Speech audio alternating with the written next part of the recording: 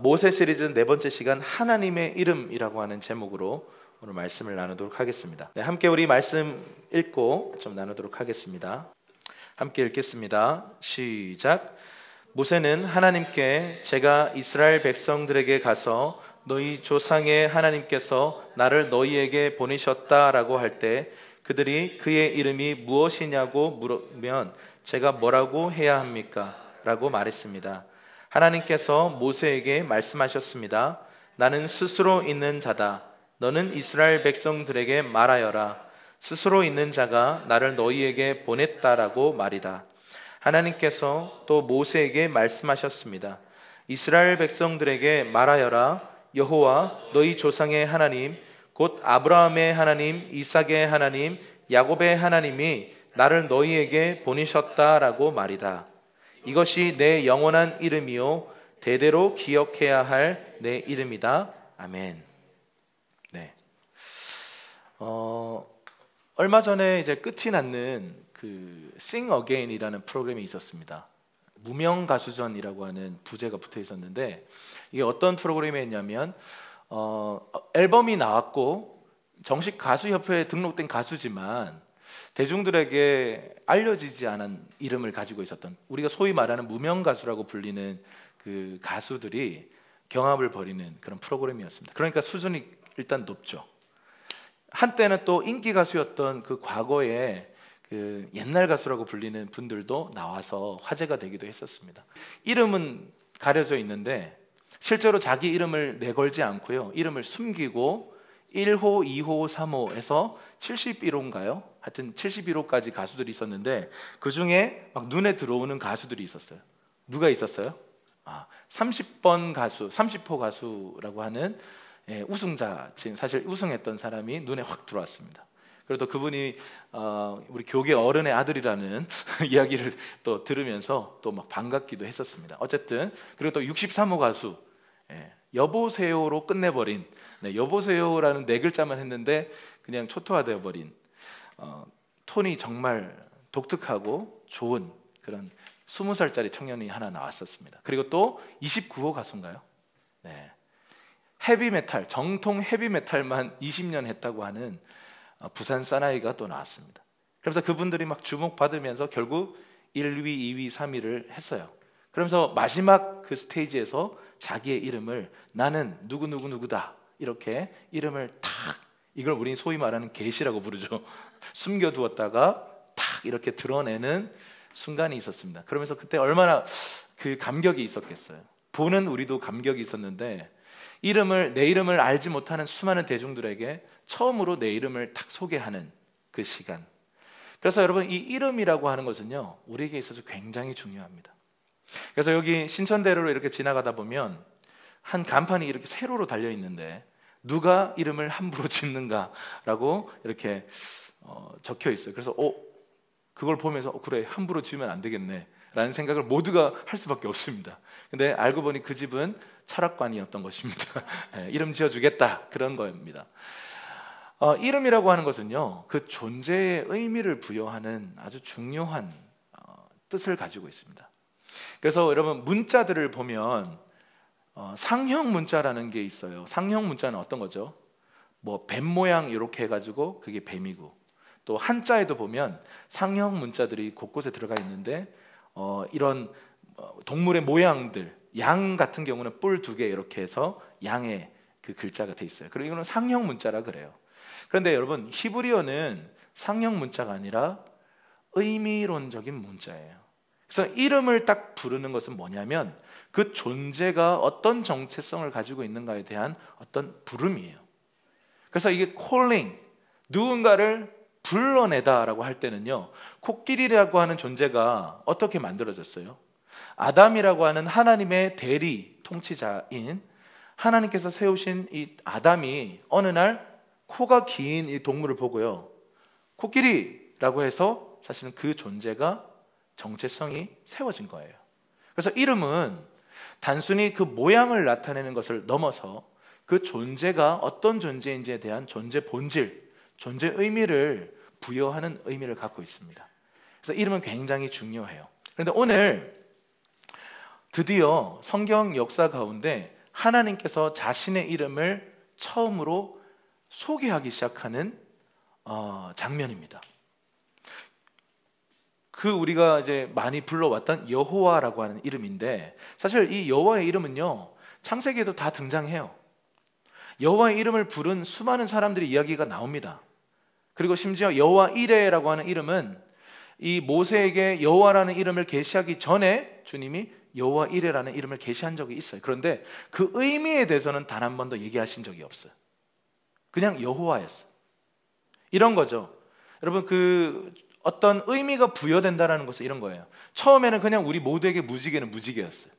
그런데 노아 홍수 이후에 하나님 무지개를 어떻게 의미를 부여하시죠? 무지개가 뜨면 내가 다시는 물로 세상을 심판하지 않을 것에 대한 약속의 하나의 증표로서, 사인으로서 무지개가 된 거예요. 무지개는 원래 무지개였어요. 그런데 하나님이 이 무지개에 대해서 어떤 의미를 부여하신 이후부터는 우리에게도요, 가끔씩요 막 기도하고 이 일이 될까? 그러나 막 믿음으로 막 선포하고 나왔는데 무지개가 떠 있어. 뭔가 하나님이 우리의 삶에 사인을 주시는구나 라고 우리는 느끼잖아요. 그런 의미들이 부여될 수 있는 것처럼 여호와라는 이름이 이전에도 불려졌지만 오늘 여호와의 이름의 의미가 모세를 통해서 부여되면서 오늘 특별한 하나님의 뜻과 목적과 이유들이 오늘 나타나고 있습니다. 그래서 하나님의 이름을 우리가 아는 것, 하나님을 아는 것 같은 뜻이라고 할 수 있습니다. 그래서 이 하나님의 이름을 아는 것에 대해서 여러분들과 함께 나누도록 하겠습니다. 자, 방금 읽었던 출애굽기 3장의 이 스토리를 보면 이런 겁니다. 모세가 부르심 앞에 섰어요. 그리고는 파라오 앞에 가서 내 백성 이스라엘을 구출해서 약속의 땅으로 데려가라 이렇게 얘기하고 있어요. 그런데 모세의 입장에서는 좀 부담스럽고 두려운 일입니다. 80세의 노인, 한때 자신 있었던 모세였지만 지금은 다 자신감이 바닥을 치고 있고 자존감이 바닥을 치고 있고 I'm nothing 이라고 고백하는 이 모세에게는요 굉장히 부담스러운 부르심이었습니다. 그래서 이런저런 항변을 늘어놓다가 이런 얘기까지 해요. 그럼 내가 이스라엘 백성에게 가서 뭐라고 해야 됩니까? 누가 보냈다고 해야 됩니까? 그럼 당신의 이름은 뭡니까? 라고 묻는 거죠. 여러분, 이 하나님이라고 하는 단어가 히브리어로 한번 따라해 봅시다. 엘로힘. 많이 들어보셨을 거예요. 여러분, 이 엘로힘이라고 하는 단어는 그냥 하나의 God, 신 이런 뜻을 갖고 있어요. 그래서 이 엘로힘은요 하나님을 지칭하는 고유대명사가 아니라 그냥 하나의 영어로 God이에요. God. 그냥 신이에요. 그것이 악한 신이었을 때도 엘로힘이라고 부르는 경우들이 있어요. 그래서 이 엘로힘이라고 하는 것은 그냥 하나의 그냥 지칭 대명사다 이렇게 생각하시면 돼요. 그런데 오늘 그 하나님의 이름인 하나님의 고유 대명사인 여호와라고 하는 이름을 모세에게 계시하시면서 특별히 이름을 주시는 하나님의 목적이 무엇인지를 선명하게 우리에게 내비치는 사건인 거예요. 여러분, 단순히 그냥 내 이름 뭐게, 내 이름 누구라고 그냥 정보를 주는 것 이상으로 이름을 주시는 하나님의 그 마음을 우리가 함께 엿봤으면 좋겠습니다. 특별히 여러분, 그 모세는 파라오에게 가서 이스라엘 백성들을 구출하는 것도 굉장히 부담되는 두려운 일인데 또 하나의 트라우마가 있어요. 40세 때 자신감 있을 때 이스라엘 백성들 앞에 딱 섰으니까 누가 너를 리더로 삼았느냐, 그러고는 탁 거절해버리거든요. 그리고 또 밀고를 해버려요, 파라오에게. 그러니까 이 동족에게 거절당한 아픔이 있잖아요. 그런데 막상 또 이스라엘 백성에게 가려고 하니까 두렵죠. 그들이 또 나를 거절하면 어떡하나 이런 생각이 듭니다. 그런데 모세가 묻습니다. 하나님, 당신의 이름이 무엇입니까? 제가 무엇이라고 대답을 해야 합니까? 라고 사실 두려운 마음으로 묻는 것입니다. 근데 그 물음 앞에 오늘 아주 중요한 하나님의 대답이 나타나는데 14절에 보니까 하나님이 모세에게 말씀하십니다. 한번 따라합시다. 나는 스스로 있는 자다. 예, 이해되지 않는 말을 또 하십니다. 이게 하나님 스타일입니다. 여러분, 차원이라는 게 있잖아요.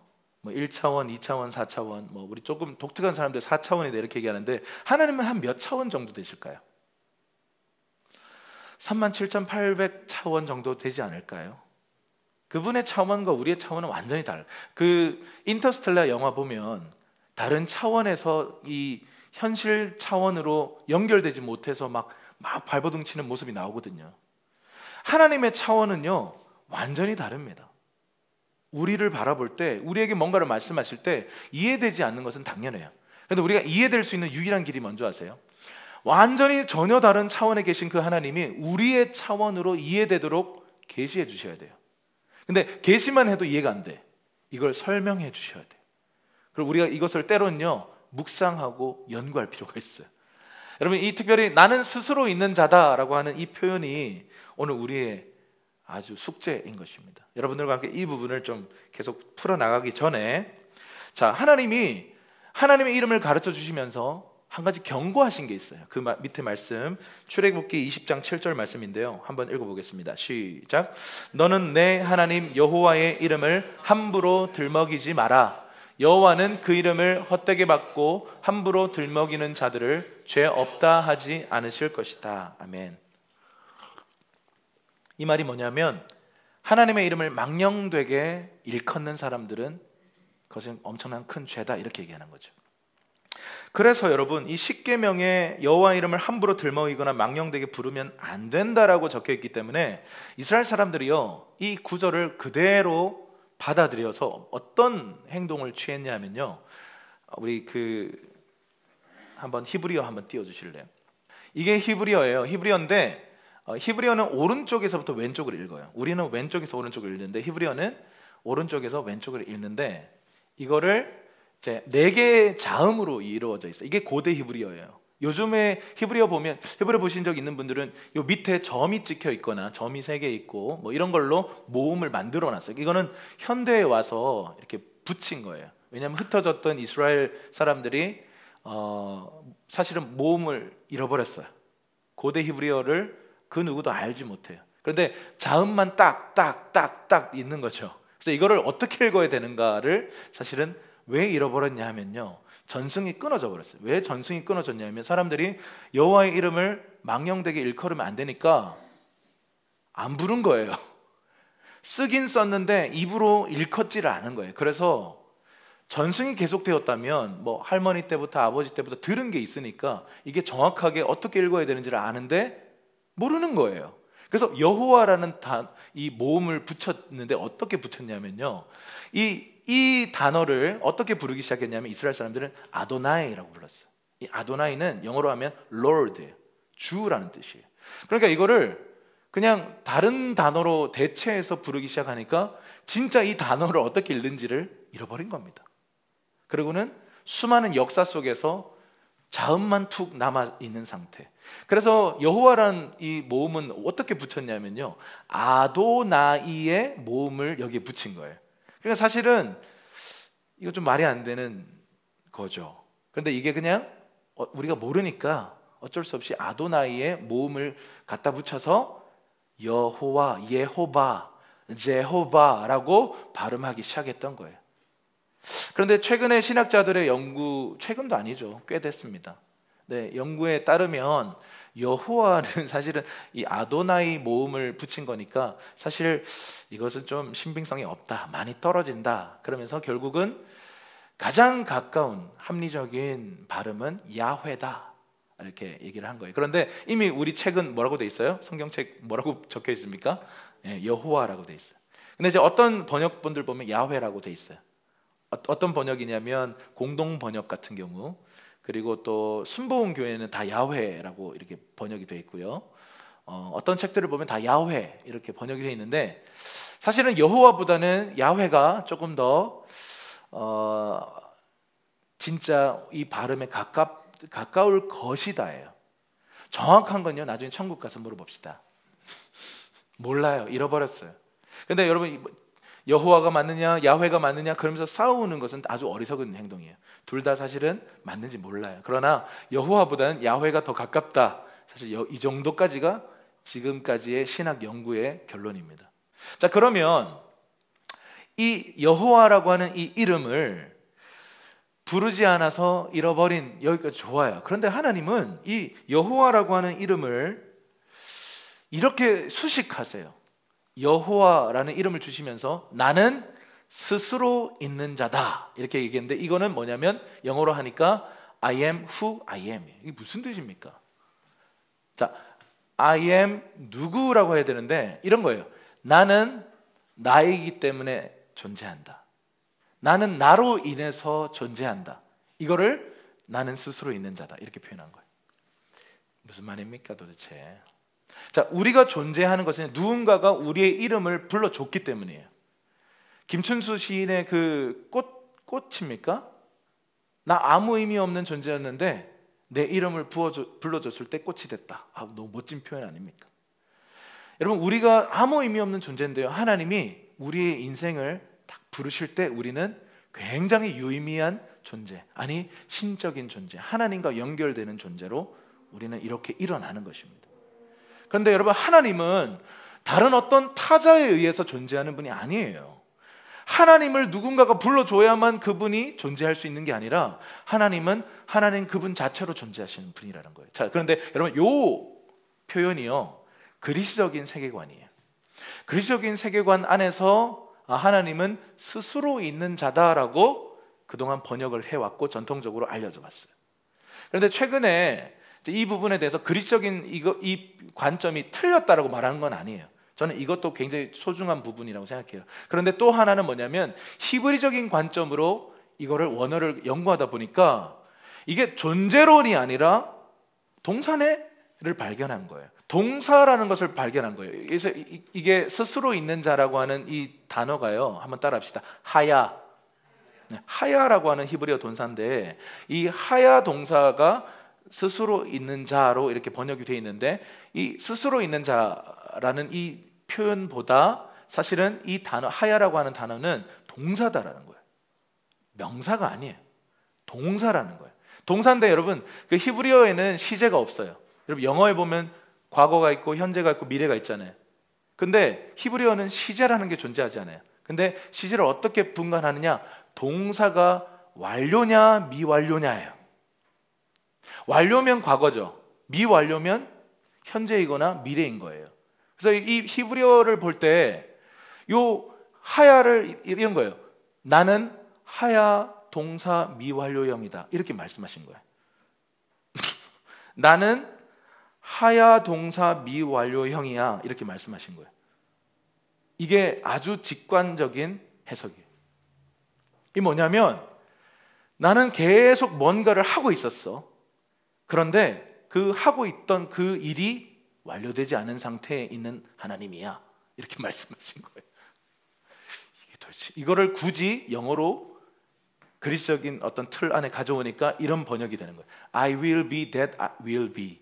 나는 존재할 것인데 앞으로 존재할 것이기 때문에 존재할 것이야 라고 하는 참 해석하기 힘든 이상한 문장이 되어 있습니다.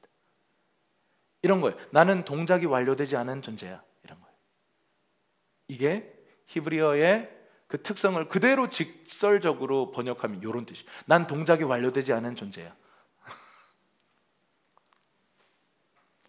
그래서 여러분, 이걸 그러면 어떻게 해석하는 것이 좋겠는가? 스스로 계신 분이라고 그동안 그냥 편하게 얘기해 왔는데, 그럼 영원하신 분이구나 이렇게만 생각해 왔는데, 나는 동작이 완료되지 않은 존재야, 이 말은 문맥에서 봐야 되는 거예요. 그래서 여러분들과 함께 오늘 문맥을 좀 보도록 하겠습니다. 자, 출애굽기 6장으로 점프를 할게요. 이 부분에 대해서는 6장에 나타나 있습니다. 6장 2절에서 8절까지의 말씀을 함께 보도록 하겠습니다. 시작. 하나님께서 모세에게 입을 열어 말씀하셨습니다. 나는 여호와다. 내가 아브라함과 이삭과 야곱에게 전능한 하나님의 이름으로 나타나긴 했지만 내 이름 여호와로는 그들에게 알리지 않았다. 또 그들이 이방 사람으로 살던 곳 가나안 땅을 주리라고 그들에게 언약을 세워 주었는데 이제 이집트 사람들 아래서 종노릇한 자손들의 신음소리를 듣고 내가 언약을 기억했다. 그러므로 이스라엘 자손들에게 말하여라. 나는 여호와다. 내가 너희를 이집트의 압제에서 꺼내주고 그 속박에서 건져줄 것이다. 내가 쭉 뻗은 팔과 큰 심판으로 너희를 구원해 줄 것이다. 내가 너희를 내 백성으로 삼고 나는 너희의 하나님이 될 것이다. 그러면 내가 너희를 이집트 사람들의 압제에서 꺼내준 너희 하나님 여호와인 줄 너희가 알게 될 것이다. 그리고 내가 아브라함과 이삭과 야곱에게 맹세한 땅을 너희에게 줄 것이다. 내가 그것을 너희에게 주어 너희의 유업이 되게 할 것이다. 나는 여호와다라고 말이다. 아멘. 여러분, 이 여호와냐 야훼냐 이거 가지고 싸우는 게 본질이 아니고요. 그것보다 더 중요한 목적이 있다는 거예요. 하나님이 여호와라고 하는 이름을 지금 이 순간에 모세에게 계시하시고 설명하시는 이유와 목적과 계획이 있다는 거예요. 그걸 이해하는 게 더 중요하다는 겁니다. 여러분, 뭐 편의상 나는 야훼는 좀 어색해, 그래서 여호와로 할래, 괜찮습니다. 근데 좀 더 그래도 여호와라고 하는 발음보다는 그래도 좀 더 야훼라고 하는 발음이 더 가깝다고 하니까 나는 야훼로 할래, 괜찮아요. 여러분, 그것은요 자유에 맡기겠습니다. 그런데 더 중요한 건 뭐냐, 이 이름 왜 주셨는가예요. 이 이름 주신 목적이 뭐냐라는 거예요. 왜 지금 이 이름을 주셨는가. 창세기 때부터 아까 전에 말씀드리지만 여호와의 이름을 에노스 시절에 비로소 부르기 시작했다. 자, 여호와의 이름은요 창세기 때부터 불려졌어요. 모르던 바가 아니에요. 그런데 모세에게 지금 특별하게 그 이름에 대해서 의미 부여를 하고 계십니다. 여러분, 이 문맥에서 볼 때 주님의 이름이 보세요. 3절에 내가 아브라함과 이삭과 야곱에게는 전능한, 한번 따라합시다. 전능한 하나님. 이걸 히브리어로 발음해 보면요 이런 거예요. 엘 샤다이. 한번 따라합시다. 엘 샤다이. 네, 엘 샤다이라는 뜻이에요. 전능한 하나님이라고 하는 이름으로 자신을 계시하셨어요. 그런데 그들에게는 여호와라고 하는 이름을 그들에게는 이미 알고 있는 이름이지만 내가 그 이름을 특별하게 그들에게 알려주진 않았다는 거예요.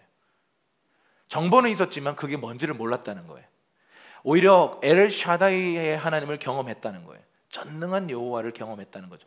생각해 보세요. 100세에 낳은 아들, 이거 전능한 하나님 아닙니까? 근데 지금 여호와라는 이름을 주는 목적이 있는데 지금 뭐라고 얘기하시냐면 6절에 보니까 이렇게 얘기하고 있어요. 나는 여호와다. 내가 너희를 이집트의 압제에서 꺼내주고 그 속박에서 건져줄 것이다. 내가 쭉 뻗은 팔과 큰 심판으로 너희를 어떻게 한다고요? 구원해 줄 것이다. 여러분, 이 문맥에서 보면 여호와라고 하는 이름은요 뭔가 우리의 삶에 개입해 들어오셔서 우리를 건져주시고 구원하시는 하나님의 어떤 마음이 들어있는 단어예요. 그 이름을 주시면서 내가 이제부터는 너를 구원할 거야 라고 말씀하시는 거예요. 이집트의 그 압제, 벗어날 수 없을 것만 같은 그 놀라운 상황 속에 있는 너희들을 내가 꺼내줄 거야, 내가 구원해 줄 거야 라고 하는 어떤 목적을 갖고 여호와라는 이름을 계시하신 거예요. 계속 보세요. 8절에 보니까 뿐만 아니라 내가 너희에게 너희 아브라함과 이삭과 야곱에게 맹세한 땅, 약속한 땅, 언약한 땅을 이제 모세의 세대인 너희에게 줄 거다라는 거예요. 그것을 줘 너희의 유업이 되게 할 것이다. 나는 여호와다 이렇게 말씀해요.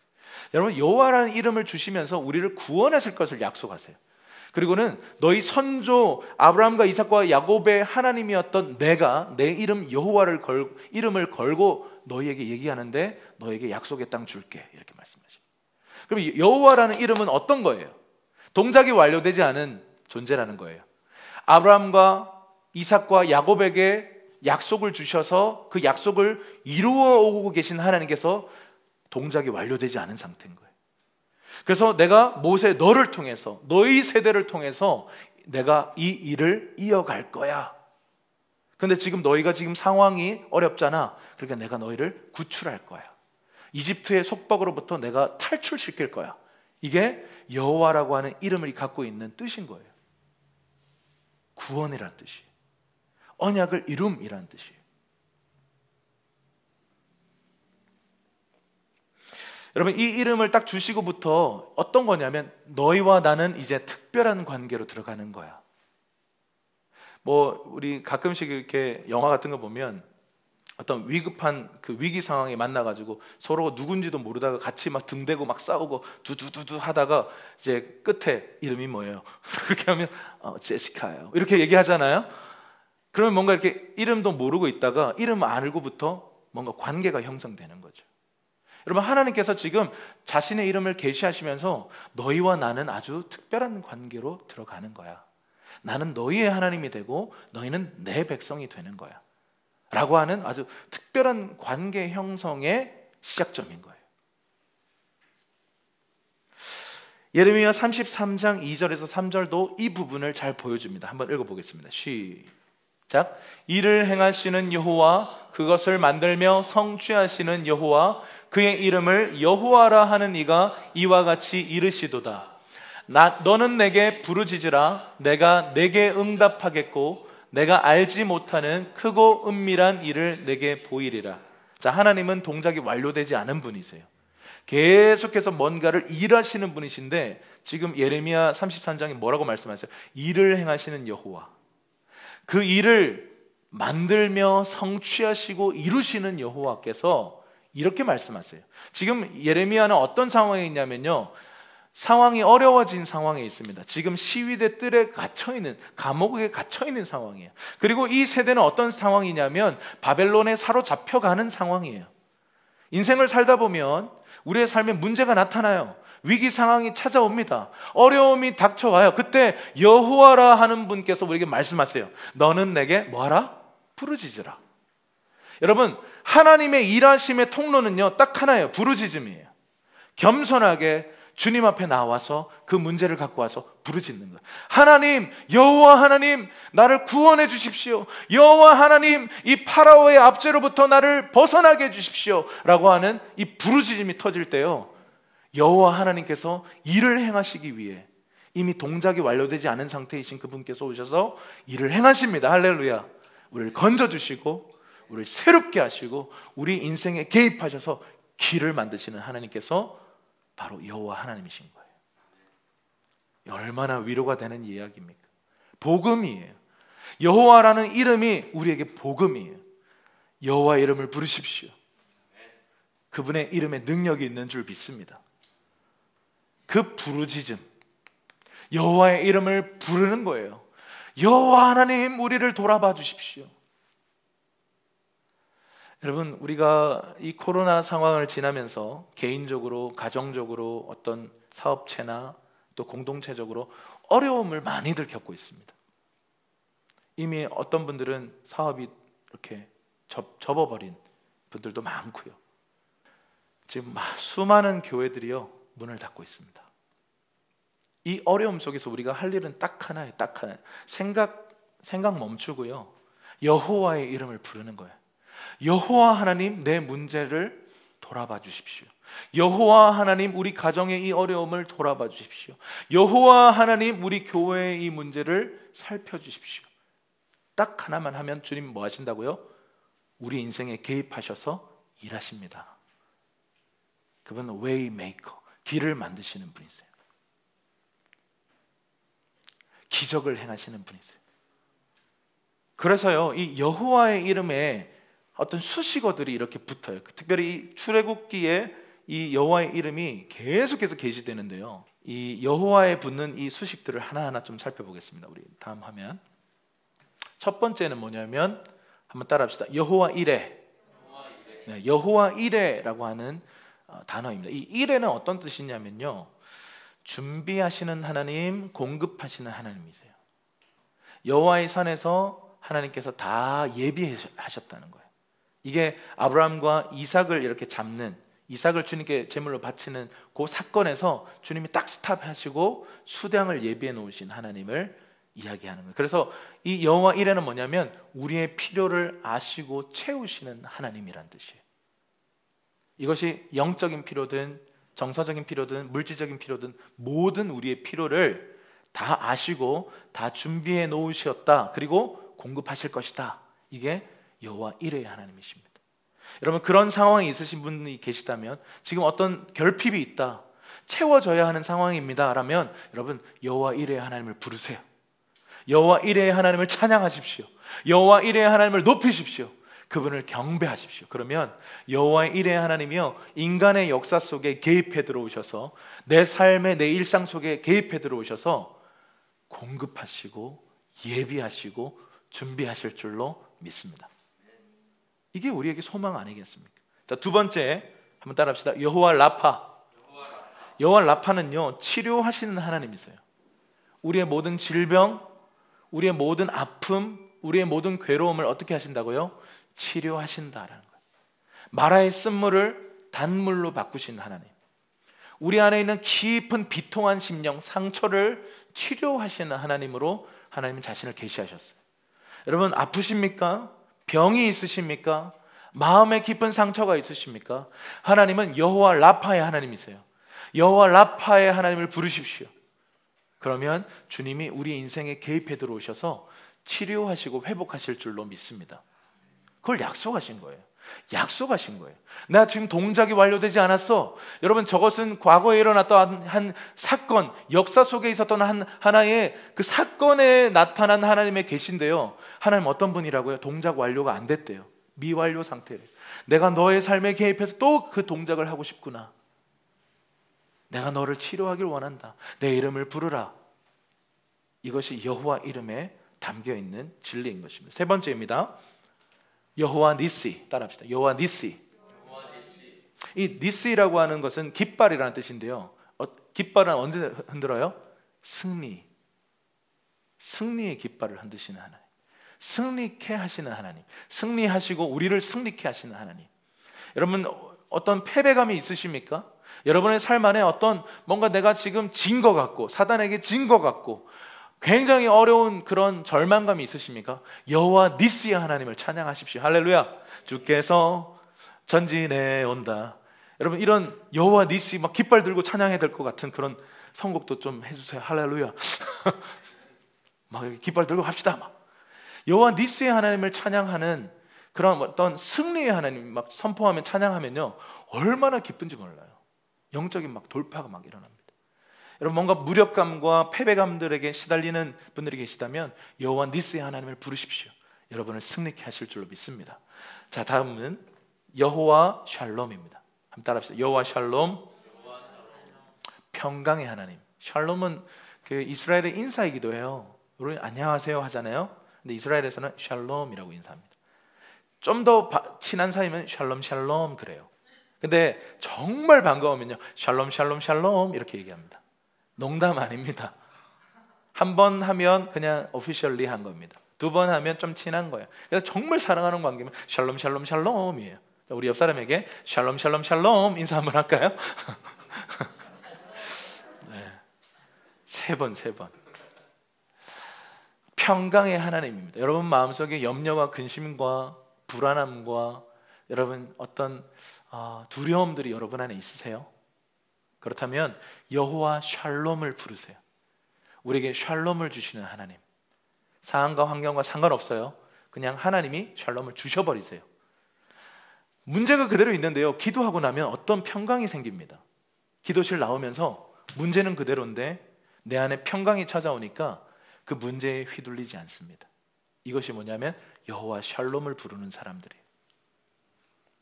다음입니다. 따라합시다. 여호와 삼마. 여호와 삼마예요. 이게 에스겔에 나오는 표현인데 하나님이 거기 계시다 이런 뜻이에요. 함께 하시는 하나님, 뭐 임마누엘과 비슷하다 할 수 있겠습니다. 어쨌든 여호와 삼마라고 하는 표현이 있습니다. 6번 따라합시다. 여호와 로이. 제가 한번 시를 설교했죠, 올 초에. 여호와 로이는 뭐냐면 여호와는 나의 목자시니라고 하는 그 구절이 히브리어로 여호와 로이 이렇게 되어 있습니다. 목자이신 하나님. 다른 말로 하면 인도하시는 하나님이에요. 여러분 막막하세요? 나 뭐 먹고 살지? 나 미래가 어떻게 되지? 난 꿈이 뭐지? 나 어떻게 살아야 되지? 정말 미래가 두려워 라고 하는 어떤 생각이 있으시다면 여호와 로이의 하나님을 부르세요. 그러면 어떻게 하십니까? 우리의 인생을요 계속 신실하게 이끌어 가시는 거예요. 마지막입니다. 한번 따라합시다. 제가 제일 좋아하는 여호와 사바오트. 만군의 여호와예요. 만군이 뭐예요? 모든 군대의 선두에 계신 대장 대신 여호와라는 뜻입니다. 이게 이제 시편 24편에는 뭐라고 표현되어 있냐면 전쟁에 능하신 하나님이라고 표현해요. 한번 따라합시다. 다시 한번 여호와 사바오트. 전쟁에 능하신 하나님을 부르십시오. 만군의 여호와 하나님을 부르십시오. 그러면 여러분, 사방이 여러분을 둘러싼 것 같은 영적인 어떤 공격과 압제를 당하는 것 같은 그런 상황에서 우리는 만군의 여호와 하나님을 부르면서 뚫고 나갈 수가 있는 거죠. 다윗이 이걸 너무 잘 알았어요. 다윗이 이 영적인 수많은 전쟁들을 치르면서요, 여호와 사바오트의 하나님을 알았어요. 그러면서 전쟁에 능하신 여호와께서 문을 여시고 길을 만드시면서 입성하셔서 악한 원수들을 초토화시키는 하나님, 신나지 않습니까? 할렐루야. 네, 여호와 사바오트의 하나님이 일어나시면요, 다 끝납니다. 모든 군대에, 여러분, 미카엘 천사가 굉장히 강하거든요. 사단과 정면으로 충돌했을 때 미카엘이 이겼어요. 근데 이 모든 하나님의 군대에 누가 서 계시다고요? 대장으로 여호와 하나님이 서 계시다고요. 어마어마한 거예요. 자, 이 여호와는요, 인간 역사 속에 개입해 들어오셔서 구원하시고 언약을 성취하시는 하나님의 성품을 드러내는 이름입니다. 하나님은 우리의 삶에 개입하셔서 공급하시고 치료하시고 승리케 하시고 평강을 주시고 함께 하시고 인도하시고 돌파하게 하시는 하나님이십니다. 우리에게 이름을 주신 이유가 이거예요. 나 너를 그냥 두지 않을 거야. 너의 어려움의 문제에 대해서 나 그냥 지켜만 보고 있지 않을 거야. 그동안은 보았고 들었고 알고 있지만 이제 내가 개입할 거야. 그러면서 이름을 주신 겁니다. 할렐루야. 우리에게 복음인 것이죠. 그런데 여러분, 신약을 살고 있는 우리들에게는요, 이 여호와라는 이름보다 더 많이 불리는 이름이 있습니다. 뭐예요? 예수예요. 사실 여호와라고 하는 의미와 예수라고 하는 이름이 사실은 의미가 같아요. 예수라고 하는 이름이요, 구약에 정말 많이 나타나는데 번역상 조금씩 다르게 번역이 되어 있는데 어떻게 되어 있냐면 여호수아 이렇게 되어 있고 호세아 이렇게 되어 있어요. 근데 다 같은 예슈아예요. 히브리어로 이 예수를 부르면 예슈아예요. 그 이름의 뜻은 뭐냐면 하나님은 구원이시다라는 뜻이에요. 여호와라는 의미와 같죠. 그리고는 이제는 예수 그리스도 이후부터는요, 뭐 여호와 이름을 부르면 안 된다 이런 건 아니에요. 여전히 우리 하나님은 여호와 하나님이세요. 그런데 우리에게 특별하게 주신 이름이 바로 예수라고 하는 이름이에요. 이 예수라고 하는 이름에 어떤 약속이 있는지 한번 우리 빌립보서 2장 9절에서 11절 말씀 함께 읽어보겠습니다. 시작. 그러므로 하나님께서는 그를 지극히 높여 모든 이름 위에 뛰어난 이름을 주셨습니다. 이는 하늘과 땅 아래에 있는 모든 사람들이 예수의 이름 앞에 무릎을 꿇게 하시고 모든 입으로 예수 그리스도를 주라 시인케 하셔서 하나님 아버지께 영광을 돌리게 하시려는 것입니다. 아멘. 자, 예수 그리스도 삼위일체가 뭐냐면 성부, 성자, 성령이라고 하는 각 위격을 독특하게 가지고 계시면서도 하나이세요. 그래서 우리가 차원이 다르다 그러잖아요, 하나님과 우리가. 그래서 삼위일체는 다른 차원의 얘기이기 때문에 머리로는 사실 이해가 안 돼요. 제가 한 학기 동안 삼위일체라고 하는 강의를 신학교에서 들었거든요. 마지막 시간에 교수님이 삼위일체는 이해할 수 없다라고 하는 이해할 수 없는 말을 하시면서 그냥 믿어라 이렇게 얘기하시더라고요. 그럼 이거 한 학기 동안 뭐 한 거야? 많은 얘기들을 했었어요. 동일 본질, 각 위격, 수많은 얘기를 했는데 우리는 사실은 완전히 이해될 수가 없는 다른 차원의 이야기예요. 세 분이신데 한 분이세요. 그래서 three in one, 뭐 트리니티 이렇게 얘기하잖아요. 한 분이신데 세 분이래. 뭔 말이야? 세 분인데 또 한 분이. 그래서 그 오두막이라는 영화를 보면 거기서 하여튼 독특한 삼위일체 하나님의 모습이 나오면서 삼위일체 하나님을 정말 재밌게 표현했다 이렇게 보는 사람들도 있는데요. 삼위일체 하나님은 이해할 수 없는 것입니다. 우리가 다 이해할 수 없어요. 그런데 그 중에 한 위격이신 성자 하나님이 예수 그리스도이신데 그 예수 그리스도라고 하는 이름에 이제는 이런 표현 해도 되나? 몰빵하신 거예요.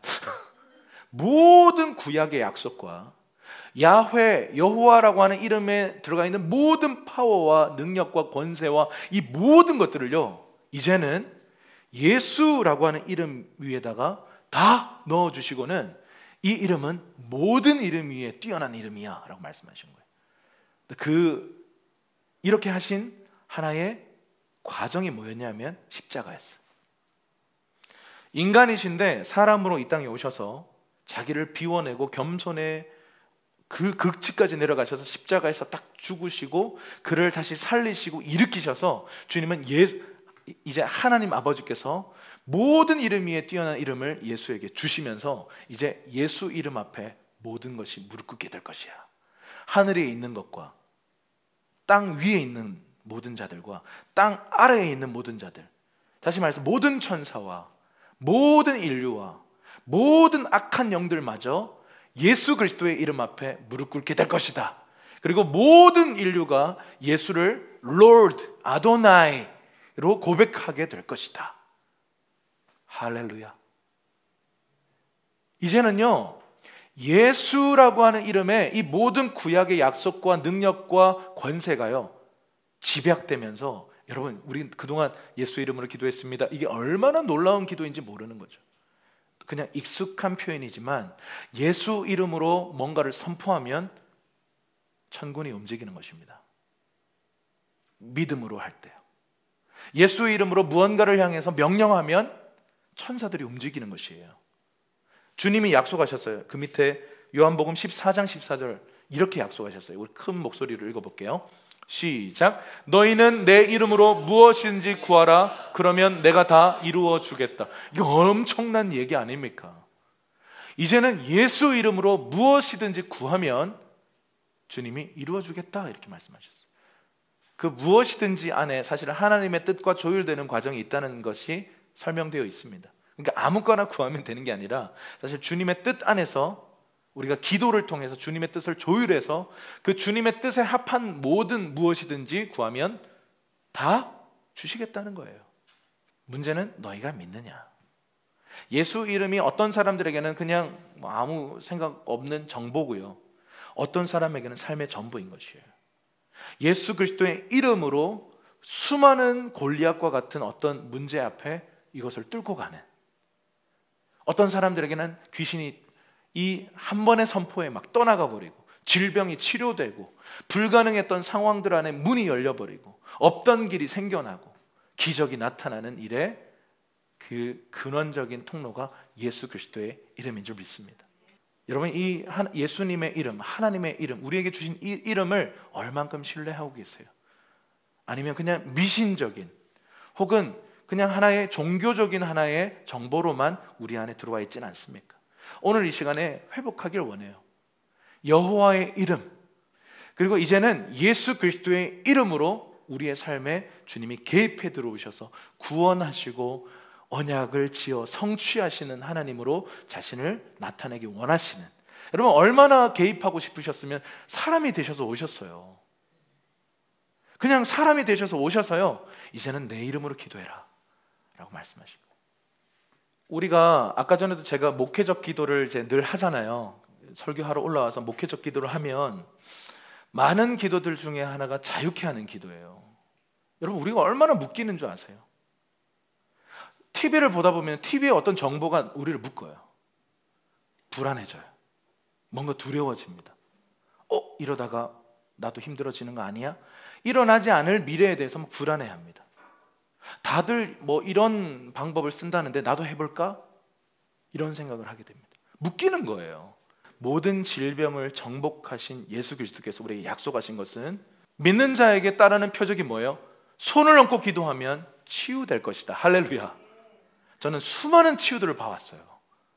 수많은, 여러분, 불가능해 보이는 그 난치병들, 의학에서는 할 수 없다라고 그냥 사형 선고와 같은 부정적인 결론을 내린 어떤 질병을요, 예수 그리스도의 이름으로 치유하는 일들이 얼마나 많은지 몰라요. 여러분, 우리에게 지금 필요한 것은요, 예수 이름에 있는 이 권세와 능력을 믿음으로 취하고 성경이 우리에게 격려하는 것처럼 손을 얹어라. 그리고 예수의 이름을 선포해라. 그리고 치유를 명령해라. 이렇게 말씀하는 거예요. 영적인 원리는 이런 거예요. 제가 늘 영적인 원리를 설명하면서 기도하는데요, 2000년 전에 예수님께서 하신 일이 뭐냐면 십자가에서 죽으실 때 어떤 결과가 있었다고 이사야서는 얘기하냐면 우리 죄와 허물이요 없어졌어요. 믿으십니까? 그리스도 예수 안에 있는 자에게 정죄함 없어요. 왜냐하면 죄가 없는데 무슨 정죄함이 있습니까? 죄의 문제 주님께서 다 지불하셨어요. 자, 그런데 또 하나가 있어요. 주께서 채찍에 맞으실 때 무슨 일이 벌어졌다고요? 우리의 질병과 고통에 대해서 다 값을 지불하셨어요. 그럼 지금 우리에게 있는 이 질병은 뭐죠? 불법이에요. 그러니까 예수의 이름으로 이 불법으로 들어온 질병을 향해서 나가라고 명령하는 거예요. 여러분, 질병은 두 가지 종류가 있습니다. 몸 관리 못해서 생긴 질병과 악한 영이 장악해서 질병을 주는 두 가지. 그래서 병마라는 표현을 하잖아요. 마귀가 주는 병이 있습니다. 의학에서는 문제가 없는데요, 검사 결과 정상인데요, 그런데 엄청난 어려움이 있어요. 병마예요. 그래서 여러분, 예수 그리스도의 이름으로요, 물론 내가 몸 관리 못해서 이렇게 병이 생겨서 이건 안 치료해 줄, 아니요, 우리 하나님은 여호와 라파세요. 치료하십니다. 여러분, 우리 하나님은 우리의 모든 질병을 치료하시는 분이세요. 이제는 예수 그리스도의 이름으로 손을 얹고 명령하면 그 일이 있을 것이다. 지금 사실 여기 그런 간증자들이 앉아 있잖아요. 예수 그리스도의 이름으로 손을 얹어 본 적 있으세요? 아픈 자에게 예수 그리스도의 이름으로 치유를 명령해 보신 적이 있으신가요? 없다면 우리는 놓치고 있는 거예요. 속고 있는 거예요. 여러분, 우리의 삶의 문제를 해결해 주시는 구원자께서 우리에게 말씀하셨어요. 이제 내 이름으로 기도해라. 그러면 내가 이루리라. 아멘이십니까? 기도할 수 있는데 왜 염려하십니까? 찬송의 가사입니다.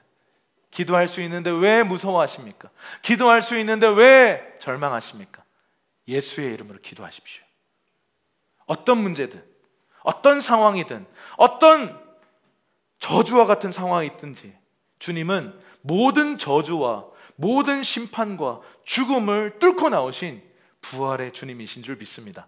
그 부활하신 예수의 이름으로 기도하고 선포할 때 무슨 일이 있겠습니까? 말씀을 좀 마무리하십시다. 오늘 모세에게 하나님의 이름, 여호와의 이름을 계시하십니다. 그리고는 이렇게 말씀하시는 거죠.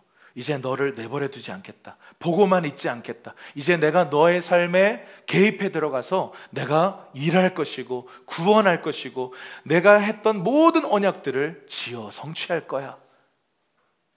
그러니 여호와의 이름을 부르라. 하나님의 이름을 부르라. 오늘날 우리에게는 예수의 이름을 부르라 라고 말씀하고 있는 것입니다. 그래서 여러분들과 함께 이 시간에 좀 기도하면서 찬양을 하나 하고 싶어요. 웨이메이커라는 곡이 그러고 보니 이 말씀과 너무 맞닿아 있어요. 그분은 운행하시는 분이시고 무빙하시는, 움직이시는 분이시고 없던 길을 만드시는 분이시고 약속을 지키시는 분이시고 어둠 속에 빛을 비추시는 분이시고 보이지 않는 곳에서 일하시는 여호와 하나님이세요. 우리 그분에 대해서 우리가 좀 적극적으로 다 같이 자리에서 좀 일어나실까요? 일어나셔서 함께 그분을 예배하십시다. 그분을 선포하십시다. 그분을 경배하십시다. 이 시간에 우리가 함께 문제를 위해서 좀 기도하기 원합니다. 하나님께서 우리에게 문제들을 그냥 내버려 두시는 분이 아니세요. 내가 보았고 들었고 알고 있노라. 이제는 내가 너희에게 내 이름을 주노니 나는 여호와라. 내가 너희를 구원하겠고 너의 삶에 개입하여서 내 언약을 지켜 성취하리라. 이것이 바로 우리에게 이름을 주시는 하나님의 목적인 것입니다. 이 시간 우리가 문제를 위해서 기도합시다. 여러분, 관계의 문제이든 재정적인 문제이든 질병에 대한 문제이든 여러분의 상황에 대한 문제이든 우리가 믿음의 두 손을 들어 드십시다. 그리고 여호와의 이름을 부르기 시작하십시다. 예수 그리스도의 이름으로 선포하기 시작하십시다. 없던 길이 열려질지어다. 질병이 떠나갈지어다. 마귀의 역사가 끊어질지어다. 이 시간 주여 한번 외치고 함께 소리내어 기도합시다. 주여! 예수 그리스도의 이름으로 선포합니다. 모든 질병들이 예수 그리스도의 이름으로 떠나갈지어다. 모든 영적인 결박들, 묶임들 예수 그리스도의 이름으로 무장 해제될지어다. 끊어질지어다. 끊어질지어다. 속박들이 끊어질지어다. 모든 재정적인 묶임들이 예수 그리스도의 이름으로 끊어질지어다. 돌파가 있을